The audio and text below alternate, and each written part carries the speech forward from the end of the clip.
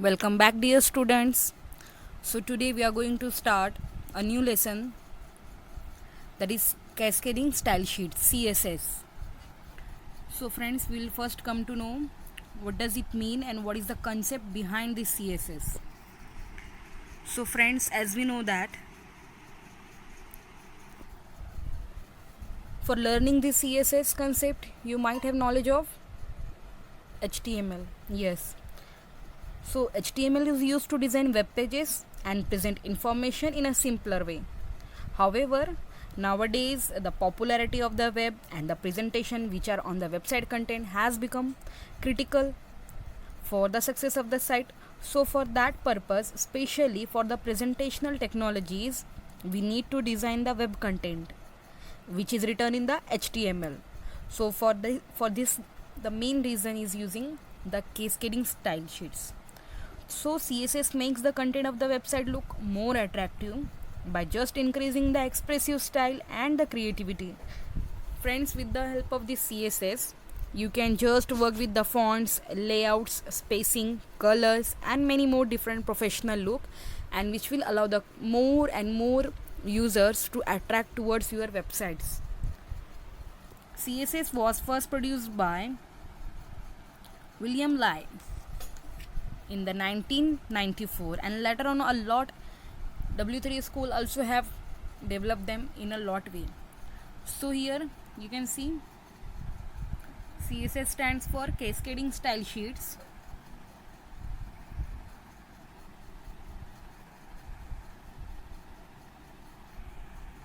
So you can see here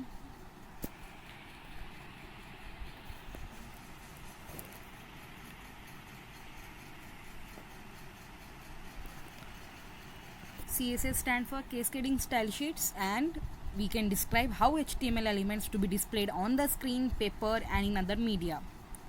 So CSS saves a lot of work. It can control the layout of multiple web pages at all in once. So why we need to use the CSS? As we can get the designs layout variation in the different sizes, formats, fonts for different parts of the HTML. That's why we can use the CSS. For this purpose, it is going to save us a lot of work. Like how it can save a lot of work, friends, here you need to make a one HTML file differently and you can make one CSS file differently. So in that CSS file which you are making, you can add all the external style sheet format which can change the entire look of your website. So by changing in just one file, you can change the HTML completely.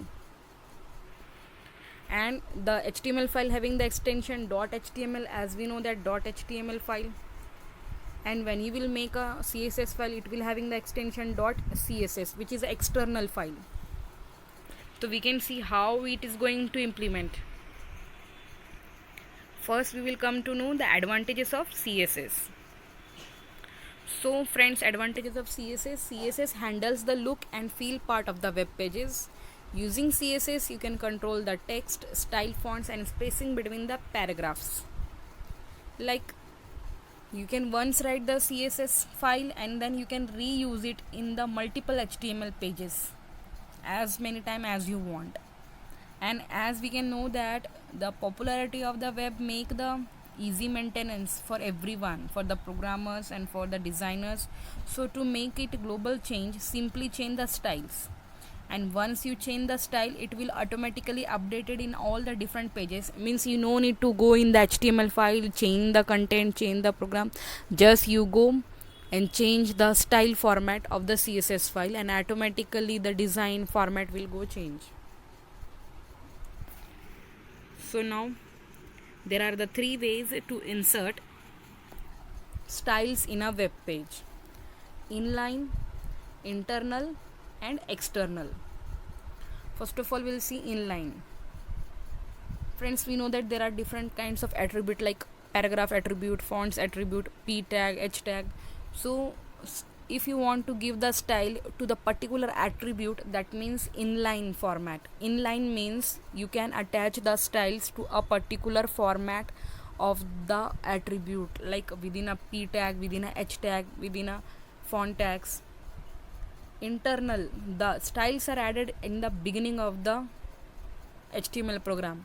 Friends, you know that HTML contains a three main element: HTML head and body tag. So in the head tag, if you define the styles, that means you are doing it internally. And third one is externally. Externally means all the styles are made in a separate file, which is later on added or linked to your main HTML program file. So it is depend on us how to use the CSS in your web pages. Like you can do inline, that means give the styles to particular attribute. Do it internally within the head tag, means in your HTML program, or otherwise you can make a separate different CSS file, .css file, and later on link it to the HTML file. So it is depend on us. So here I'll show you the syntax, CSS syntax. So here for example, here you need to set a selector and then declaration is there. What is selector here? So selector is here like any kind of tag, like here h1 tag. Friends, you know that h1 tag is a heading tag which give a largest size.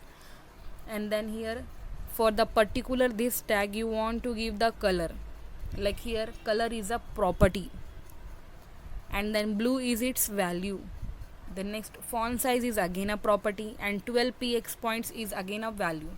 So you have to give the tag and then declare that tag. In a declaration you set a property and its value. So selector is nothing but the HTML element which you want to give a style. Selector can be any tag like p tag, font tag, or any tag. And then in the declaration tag or declaration blocks, you can give more than one property by using semicolon here. Like color and font size are the two different properties which are separated by semicolon. And the color, in that you have said blue, red, green, anyone you can select, and the font size you have given. So in this way you can give the CSS syntax. Next is, for example, this is a major. So like here example, you can see here friends, here p tag is given. P tag, it is used for setting up paragraph. So here p tag, color is nothing but the property and it's given as a red its value. Another property is text align. Alignment set the position of the text. Here you have set as a center. So in this example you can see friends, p element or a p tag, paragraph tag, is center aligned with a red color text. So means here you have given it is as a particularly for this within an attribute. So you can say this as a inline. Inline means you are using it within a particular attribute. So color is property, text align is a property, and you have set for the element paragraph here. Like I'll show you one example here. In this example we are having HTML, it is HTML program. Then inside a body tag we have written p style. So style is nothing but here a property.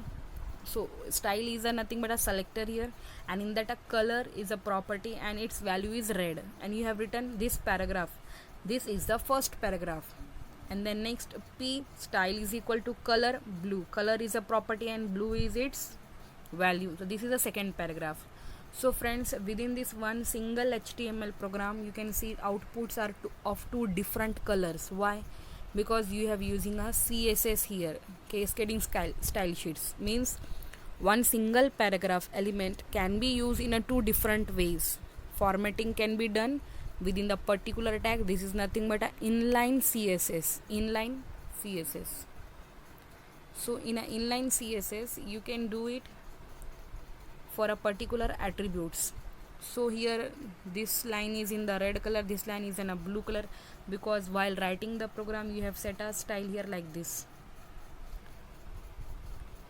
Next we will go to another program. Friends, here you have seen h1 tag. Here we are using h1 element. Here you are setting style is equal to color black, border dotted you have set it, and then this is interesting. This is the line of the text which you want to set for the style. And the next heading 2 is style color blue, and that is of background color yellow, and this looks amazing. And header 2 close, body tag close, HTML tag close. So friends, as you will see here output, This is completely color is in black and the border is also dotted one, and you have written this is interesting. H1 tag will give the largest size of the text, and here the same heading element you have used in a different style here. This looks amazing. It is in blue color with a background yellow. That means inline CSS will allow you to use the same element with different styles within a one single HTML program. This is the benefit of CSS. So here heading tags are used, and that also in different style by using CSS. So next is, friends, use of span tag is there. Span, this is a tag which you can use to define a particular piece of text. Like for example, within a one single line of text I want to give different color to different words. So I can do it by using a span tag. We can see example also. And div tag is used when you need to give out to a particular complete block or portion of an HTML document a different style. So you can use div tag. There is a difference between span tag and div tag. Span tag will give to the particular part of a line of a text, and here in div tag you can give to a particular block of a text. Like you can see here, this is an example. In this example HTML program, you can see here heading tag h1 used, and the style you have set color orange. Color is a property, orange its value. But I am proud this part only of the text is in a orange color, and the next part, that is to be an Indian, it is in a green color. Means here you have used these are nothing but a span tag you have used here. Span tag open, span tag close, means within a line of a text you have given a style to the piece of a text. Particular part of the text is being styled. Means a complete line is not in a one color, it is in different colors. Like I am a proud, this part is in orange color, and then you have used the here span tag open, span tag close, and then the next part you have given a color green. So in this way you can use CSS, and here we have seen inline CSS. So once again I'll recall you, inline CSS is nothing but when you want to give styles to a particular attribute within HTML program, so you can go for inline CSS. And CSS is one of the commonly used presentation technologies to design the web content written in HTML. Hope you have understood.